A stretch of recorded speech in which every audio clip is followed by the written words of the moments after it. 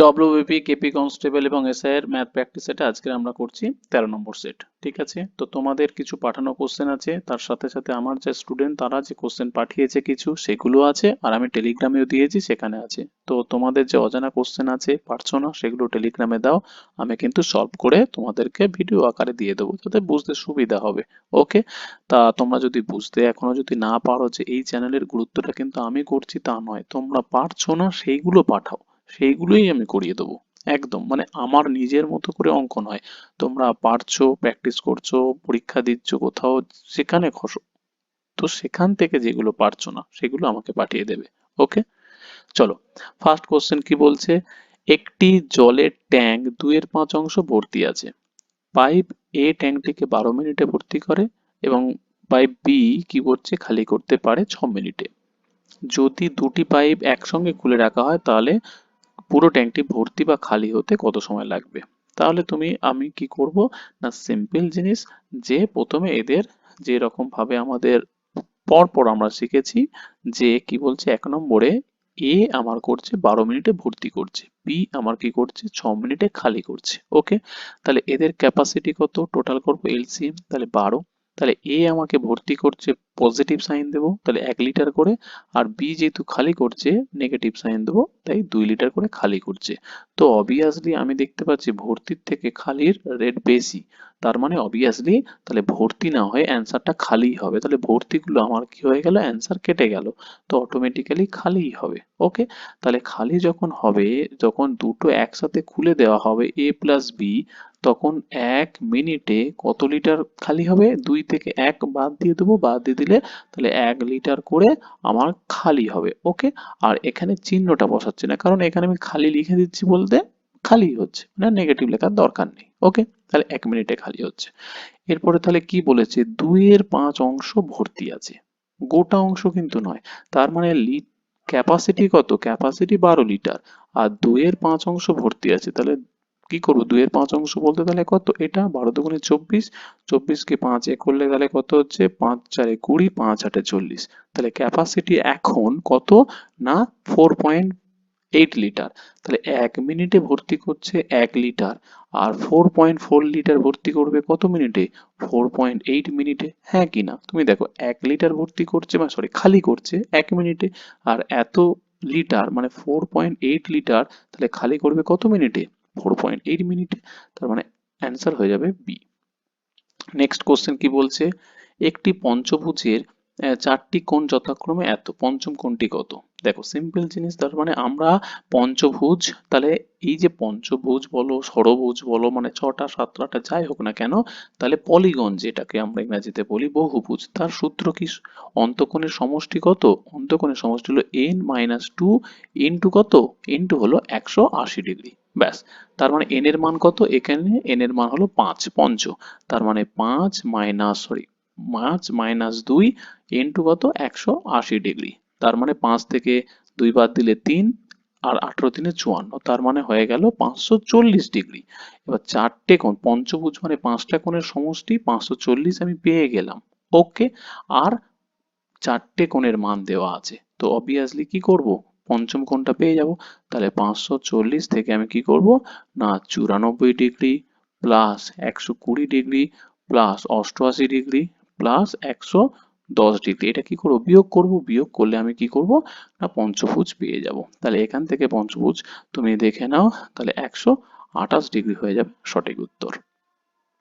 Next question কি দেওয়া আছে, √3 মান দেওয়া আছে, এটা √2 দেওয়া আছে, 1 বাই, তাহলে দেখো 1/√2 প্লাস √3, ও 3টা আগে আছে, যাই হোক প্লাস বলে কোনো অসুবিধা নেই। তাহলে এইটার ক্ষেত্রে আমরা কি জানি, যখন আমরা এরকম জানবো, দেখো √3 স্কোয়ার করবে কত হয় 3, আর √2 স্কোয়ার করবে কত হয় 2, যখন এদের মাইনাস, যখন এক অ্যান্সার আসবে এদেরকে মাইনাস করবে, মাইনাস করলে কত অ্যান্সার আসে 1, যখনই 1 আসবে তাহলে চোখ বন্ধ করে এদের কি হবে 1 বাই করলে আলটিমেট হয়ে যাবে √3 মাইনাস √2 হবে, তাহলে √3টা আগে বসাই, ঠিক আছে, তাহলে এটাই হবে। আর নতুবা যেরকম করণী নিরসন পদ্ধতি করে সেরকম করবে, আর মুখে মুখে করার নিয়ম হচ্ছে কি, এদের কি করবে স্কোয়ার করবে, যদি বিয়োগফল 1 আসে তাহলে প্লাস চিহ্ন থাকলে কি করে দেবে, মাইনাস করে দেবে।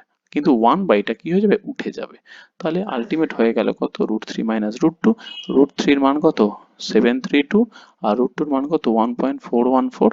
ব্যাস, এদেরকে বিয়োগ করলে কত হচ্ছে, 0.318। অপশন নাম্বার বি হয়ে যাবে সঠিক উত্তর। রম্বসের প্রতিটা বাহুর দৈর্ঘ্য 30 মিটার, একটি কর্ণের দৈর্ঘ্য এত, রম্বসের ক্ষেত্রফল কত? তাহলে রম্বসের ক্ষেত্রফলের সূত্র কি, মানে half into d1 d2। d1 d2 কি, d1 টা একটা কর্ণ, আর d2 টা কি আরো একটা কর্ণ, দুটো কর্ণ। তো একটা কর্ণ দেওয়া আছে, আর একটা কর্ণ বার করতে হবে। তো এইটাকে আমরা যদি একটুখানি ছবির সাহায্যে বুঝি তাহলে একটুখানি সুবিধা হবে। দেখো, এখানে আমি করলাম কি, একটা কর্ণ টানলাম। তাহলে কর্ণটা কি হচ্ছে না, আমার দেওয়া আছে 36। তার মানে এই অর্ধেকটা কত হবে, দেখো পুরোটা দেওয়া আছে 36, তাহলে অর্ধেক থেকে কত হবে, অর্ধেকটা হবে তাহলে 18। হ্যাঁ কি না, অবভিয়াসলি। প্রতিটা বাহুর দৈর্ঘ্য কত আছে, প্রতিটা বাহুর দৈর্ঘ্য দেওয়া আছে 30, তার মানে এইটুকুনিটাও কত, 30। এরপরে আমার আরো একটা কর্ণ বার করতে হবে। এই দেখো আরো একটা কর্ণ, আমি এটা অর্ধেক টানলাম আর বাকিটা বাদ রাখলাম। ওকে, তার মানে আলটিমেট কর্ণ দুটো পরস্পরকে কি করে, রম্বসের কর্ণ দুটো পরস্পর 90 ডিগ্রিতে কি করে, একে অপরকে দ্বিখণ্ডিত করে। তার মানে আলটিমেট এরা কি হয়ে গেল, সমকোণী ত্রিভুজ। এই যে ত্রিভুজটা যদি আমি ধরি, এটা কি ত্রিভুজ, সমকোণী ত্রিভুজ। তাহলে সমকোণী ত্রিভুজের আমার এই যে বাহুটা কি হয়ে গেল, এটা হয়ে গেল আমার অতিভুজ, কারণ 90 ডিগ্রির অপোজিট।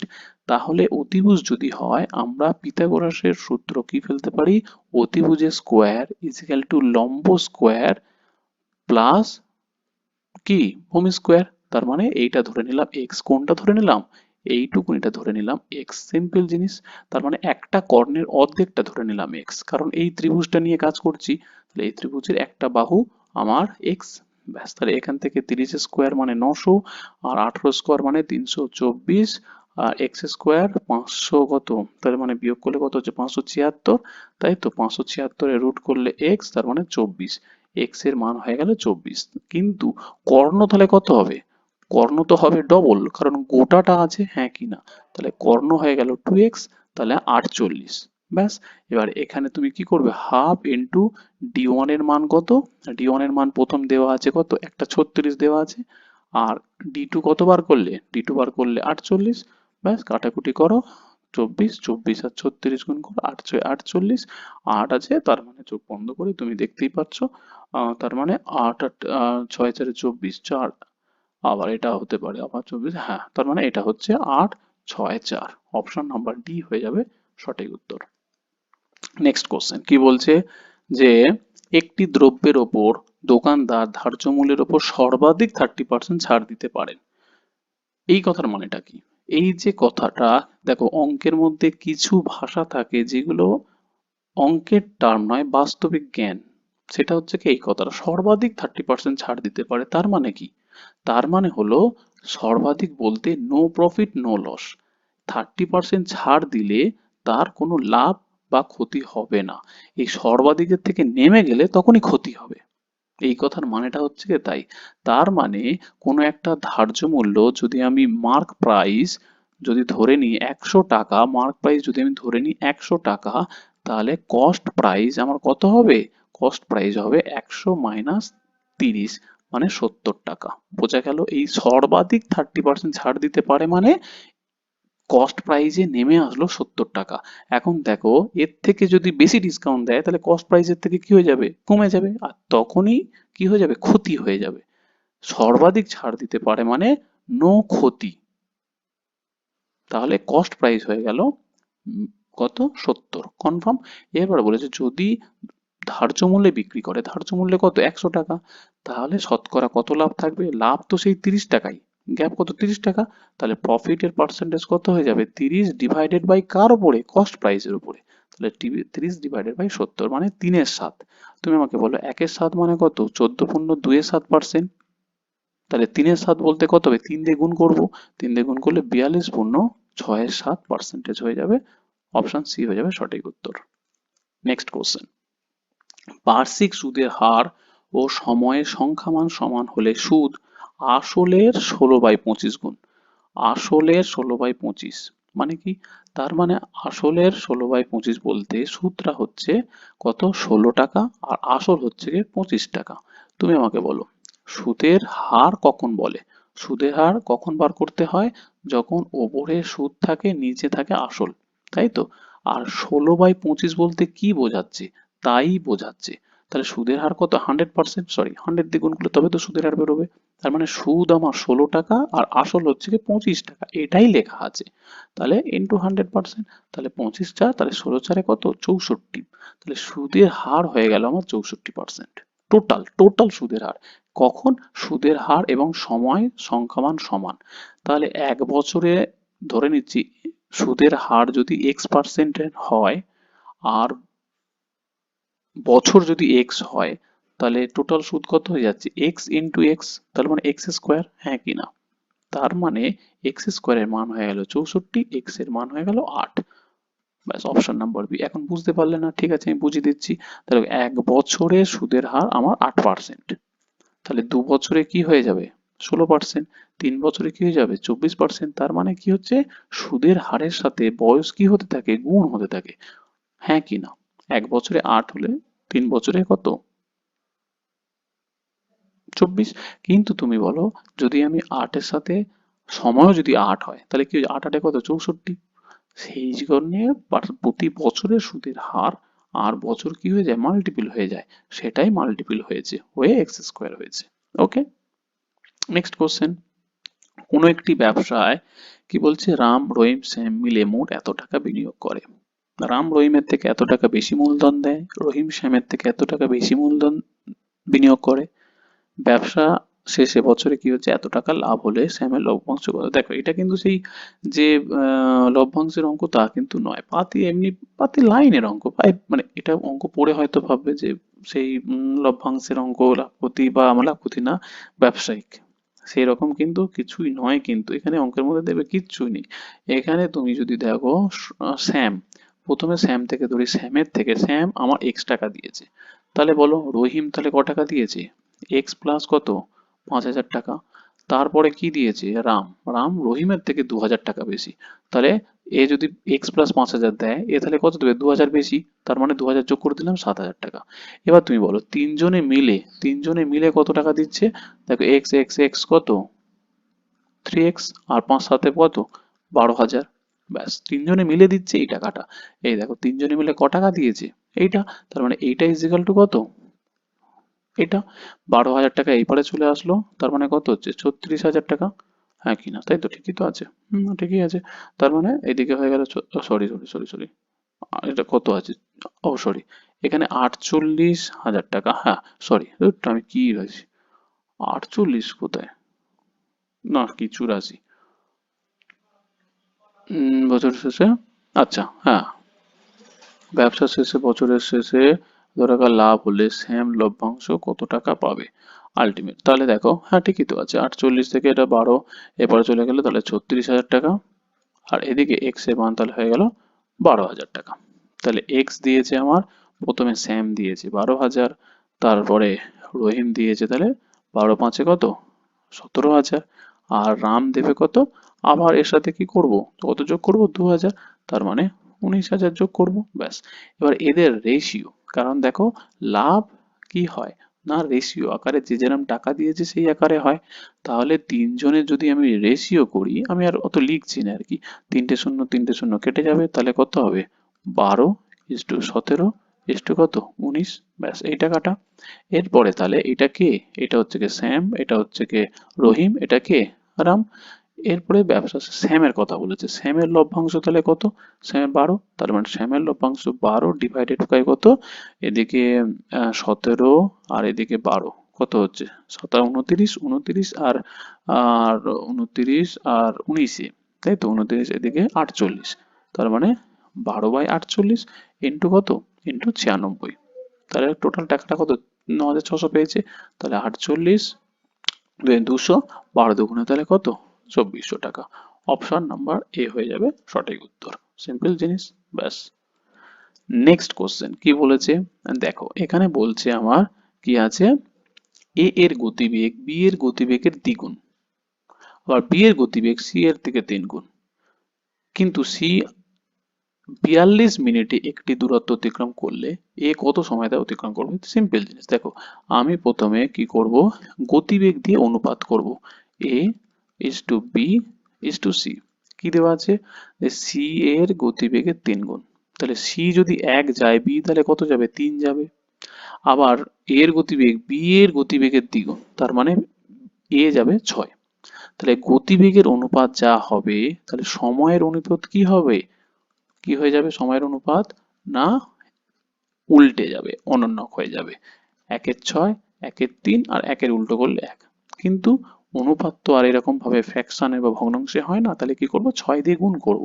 6 দিয়ে গুণ করলে 1, 6 দিয়ে গুণ করলে 2, 6 দিয়ে গুণ করলে 6। তাহলে 1:2:6। ক্লিয়ার?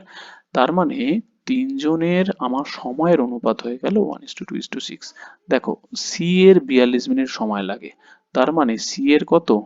6 লাগছে। সি এর 6 লাগছে, তার মানে কোশ্চেন অনুযায়ী কত? 42। তাহলে 6-এর জায়গায় কত গুণ করব? 7 গুণ করলে আমার 42 হয়। তাহলে 1 ইউনিটের মান 7। এখানে দেখো এ বলেছে যে এ এর কত সময় লাগবে, তাহলে এ 1 ইউনিটের মান তাহলে কত হয়ে গেল? 7 গুণ করব, তাহলে হলো 7 মিনিট। অপশন নাম্বার বি হয়ে যাবে সঠিক উত্তর। নেক্সট কোশ্চেন, এক ক্রিকেট ব্যাটসম্যানের 40 ইনিংসে গড় রান 50, তার সর্বনিম্ন ও সর্বোচ্চ রানের পার্থক্য এত। তার সর্বোচ্চ রানের পার্থক্য এত, ও মানে একই লাইন দুবার হয়ে গেছে, একই লাইন দুবার হয়ে গেছে। ওকে, বাদ দিলাম। তার সর্বোচ্চ সর্বনিম্ন রানের ইনিংস দুটি বাদ দিলে গড় রান 48। তাহলে দেখো সর্বোচ্চ ও সর্বনিম্ন রানের পার্থক্য দেওয়া আছে কত? 62। তার মানে আমি সর্বোচ্চ ধরলাম এক্স, সর্বনিম্ন ধরলাম ওয়াই, তাহলে এক্স মাইনাস ওয়াই কত? 162। ক্লিয়ার? এরপরে দেখো আমি পাতি পাতি লাইনে অঙ্ক করবো একদম। 40টা টোটাল রান কত বলো? টোটাল রান কত? টোটাল রান আমার 40 ইন্টু কত? 50 করে, তার মানে হচ্ছে 2000। সিম্পল জিনিস। এখন বলেছে সর্বোচ্চ ও সর্বনিম্ন রান বাদ দিলে, মানে দুটো ম্যাচ বাদ দিচ্ছে। তাহলে দুটো ম্যাচ বাদ দিলে তুমি বলো, দুটো ম্যাচ বাদ দিয়ে তাহলে এখন টোটাল রান কত হচ্ছে? টোটাল রান কত হচ্ছে? না 38টা, দুটো ম্যাচ বাদ দিচ্ছি যখন, তখন কি হয়ে যাবে? দুটো ম্যাচ বাদ যাবে। হ্যাঁ কি না? 38টা ম্যাচ। আর গড় কত? গড় 48। তার মানে এখান থেকে কি হয়ে যাবে? আমার 50-এর জায়গায় 48।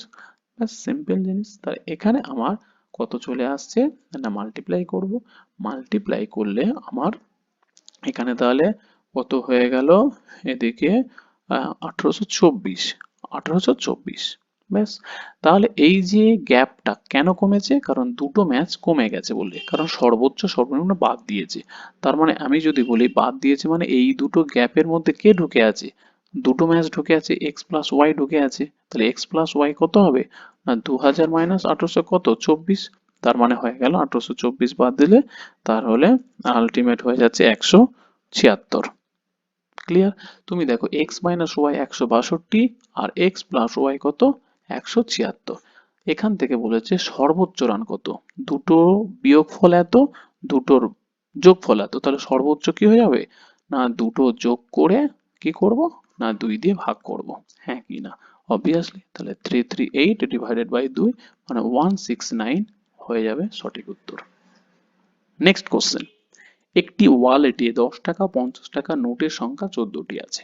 10 টাকা এবং 50 টাকার নোটের মূল্যের অনুপাত। তাহলে দেখো মূল্যের অনুপাত, তাহলে 10 টাকা আছে, আমি ধরে নিচ্ছি মূল্য 10 টাকাতে আছে আমার ধরো এক্স, 1 বলতে কি এক্স। আর 50 টাকাতে আমার ধরে নিচ্ছি আছে কত? 2x। তাহলে মূল্যের অনুপাত বলেছে। ক্লিয়ার? যদি 10 টাকাটাকে যদি সংখ্যাতে নিয়ে আসি, 10 টাকা মোট সংখ্যাতে নিয়ে আছি, তুমি ধরো আমি সিম্পল এক্সটা বাদ দিচ্ছি, আমি ধরে নিচ্ছি 10 টাকার 150 টাকা আছে। 10 টাকার মোট মূল্য 150 টাকা আছে। তাহলে সংখ্যাতে আনতে কি করব? 10 দিয়ে ভাগ করব। তাহলে কটা কটা আছে বলো? সিম্পল জিনিস। তার মানে 15টা আছে। 15টা 10 টাকার ভ্যালু 150 টাকা, তাহলে বোঝা গেল। তাহলে টোটাল টাকাকে আমি এক একটার মূল্য দিয়ে ভাগ করলে কি আসে? সংখ্যা আসে। ঠিক তেমনি আমার টোটাল ভ্যালু এক্স টাকা, সেইটাকে কি করব? সংখ্যাতে আনতে গেলে এক একটার মূল্য দিয়ে ভাগ করব। হ্যাঁ কি না? সিমিলারলি এখানে আছে 50 টাকা 2x, তাকে 50 দিয়ে ভাগ করলে সংখ্যাতে আসে। তাহলে দুটো সংখ্যা মিলিয়ে কটা আছে?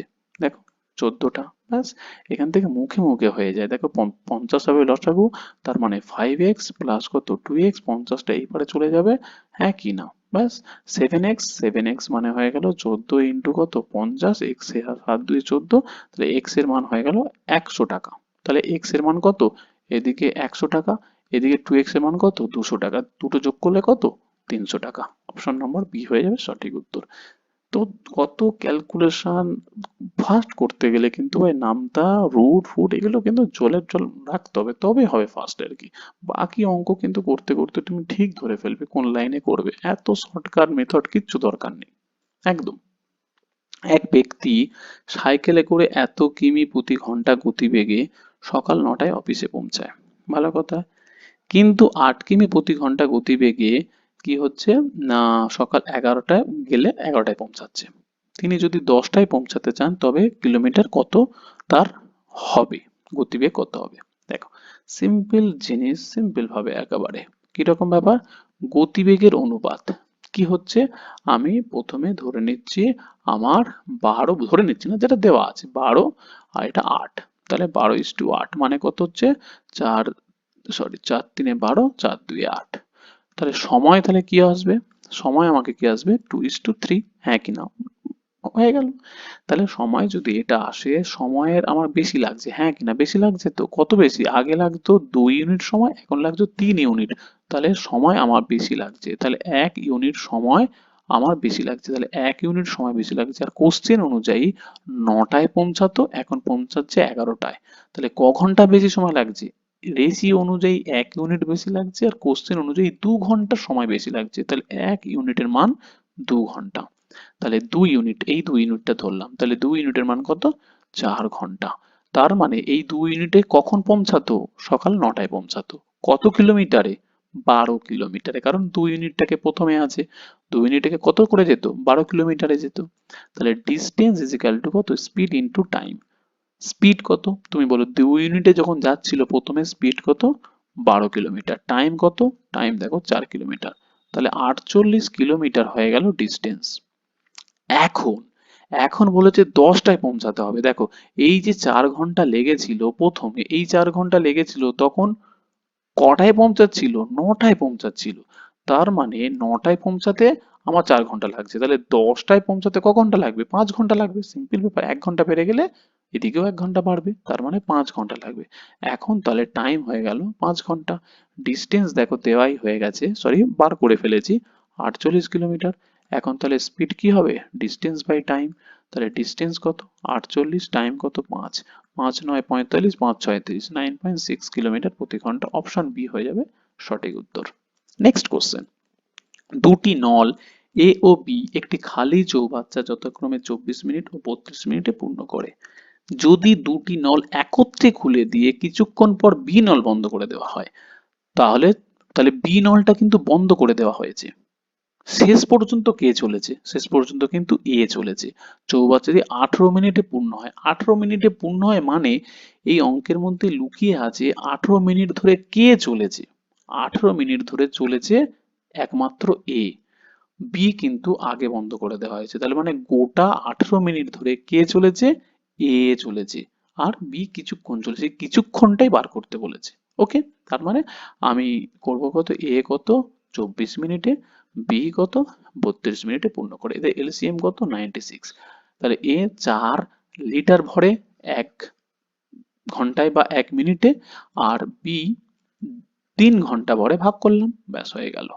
তার মানে তুমি আমাকে বলো এ তাহলে 18 মিনিটে কত ভরবে, এ 1 মিনিটে ভরছে 4 লিটার, তাহলে 18 মিনিট ধরে, কারণ এই 18 মিনিট ধরে কে চলেছে, এ একমাত্র চলেছে, তার মানে 18 4 কত 72 লিটার সে ভরে ফেলেছে, এ একা ভরেছে। তাহলে বাকিটা, বাকিটা কে ভরবে, বাকিটা অবশ্যই বি ভরবে। তাহলে বি কতটা ভরবে, টোটাল ক্যাপাসিটি 96, এ মোট 72 লিটার ভরেছে, তার মানে বি ভরবে বাকিটা। বি তাহলে কত 24 লিটার ভরেছে, হ্যাঁ কি না? বি বি 1 মিনিটে কত করে ভরে, 3 লিটার করে ভরে, 24 মিনিট মোট ভরেছে, তাহলে বি এর সময় লেগেছে কত, বি এর সময় লেগেছে 24 ÷ 3, মানে 8 মিনিট সময় লেগেছে। তো অবভিয়াসলি বি তাহলে 8 মিনিটই চালু ছিল। ক্লিয়ার, তারপরে বন্ধ করা হয়েছে। নেক্সট কোশ্চেন, 5,000 টাকা একটি ব্যাংকে 9 বছর ও 16 বছরের জন্য রাখলে সুদের পার্থক্য হয়। তাহলে সুদের পার্থক্য কেন হবে বলো? সব টাকা একই আছে, সুদও একই আছে, তার মানে সুদের পার্থক্য কেন হয়েছে? বছর চেঞ্জ হয়েছে, 5 বছর থেকে 9 বছর। তার মানে এই 4 বছরে সুদ হয়েছে কত টাকা? 600 টাকা, হ্যাঁ কিনা? 5 বছর আর 9 বছর গ্যাপ কত? 4 বছর, তাহলে 4 বছরে সুদ হয়েছে আমার 600 টাকা। তাহলে 1 বছরে সুদ হচ্ছে কত? 150 টাকা, ভাগ করলে 150 টাকা। তাহলে 1 বছরে, সরি এটা লিখে দিই, সুদ 1 বছরে সুদ তাহলে 150 টাকা। তাহলে 1 বছরে যে সুদটা হয় সেইটাকে সেই সুদটাকে যখন আসল দিয়ে ভাগ করব তখন কি বেরোয়? সুদের হার বেরোয় না? সরল সুদ তো, কোনো ব্যাপার না। তাহলে 1 বছরে সুদ 150 টাকা, আর তার মানে সুদের হার, তাহলে হার বার করতে গেলে আমি কি করব? সুদ 1 বছরে 150 টাকা, আর আসল কত? আসল 5,000 টাকা, ইন্টু কত? 100%, দুটো জিরো দুটো জিরো, এই কেটে গেল, জিরো কেটে গেল, 5 বার গেলে 3, তার মানে হয়ে গেল 3%। সিম্পল জিনিস, অপশন নাম্বার সি হয়ে যাবে সঠিক উত্তর। নেক্সট কোশ্চেন, একটি বৃত্তাকার রিং এর ব্যাস 28 সেন্টিমিটার, ইহার সমান পরিসীমা বিশিষ্ট বর্গক্ষেত্রের কর্ণের দৈর্ঘ্য কত? দেখো স্টেপ বাই স্টেপ করবো। বৃত্তাকার রিং এর ব্যাস মানে ব্যাস দেওয়া আছে, তার মানে 2r দেওয়া আছে কত? 28। পরিসীমা, পরিসীমা মানে কত? বৃত্তের পরিসীমা 2πr, তাহলে 2r এর মান দেওয়া আছে 22 এর 7 ইন্টু কত? 28, 7 4 22, 4 88, তার মানে বৃত্তের পরিধি হয়ে গেল 88। ক্লিয়ার? ক্লিয়ার। তার মানে বর্গক্ষেত্রের পরিসীমা কত? সেম তো বলেছে, দেখো ইয়ার সমান পরিসীমা বিশিষ্ট, তার মানে বর্গক্ষেত্রের পরিসীমাও কি 88? হ্যাঁ কিনা? পরিসীমা যখন যা হবে তাহলে বর্গক্ষেত্রের বাহু কি হবে? 4 দিয়ে ভাগ করব, হ্যাঁ কিনা? 4 দিয়ে ভাগ করব, তার মানে 22। তাহলে বর্গক্ষেত্রের বাহু হয়ে গেল 22। বর্গক্ষেত্রের বাহু যখন হয়ে যাবে তাহলে বর্গক্ষেত্রের কর্ণের সূত্র কি?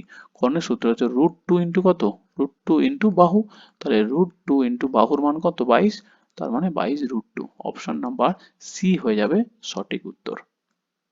নেক্সট কোশ্চেন, এবিসি ত্রিভুজের এবি বাহুর দৈর্ঘ্য 15 সেমি, সি শীর্ষবিন্দু থেকে এবি বাহুর উপর অঙ্কিত লম্বের দৈর্ঘ্য এত।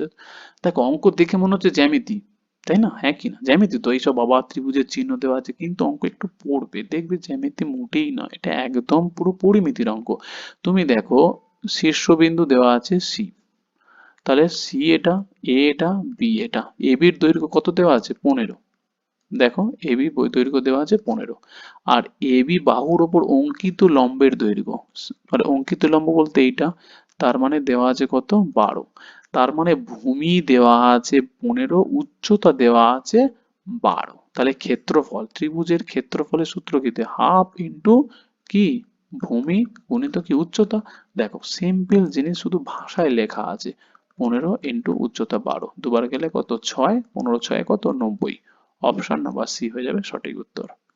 নেক্সট কোশ্চেন, প্রদত্ত চিত্রে পি কিউ আর মানে এইটার এ দেওয়া আছে 98 ডিগ্রি, আর আর এস পি মানে এইটার মান বার করতে বলেছে। তাহলে চিত্রটা দেখে কি মনে হচ্ছে?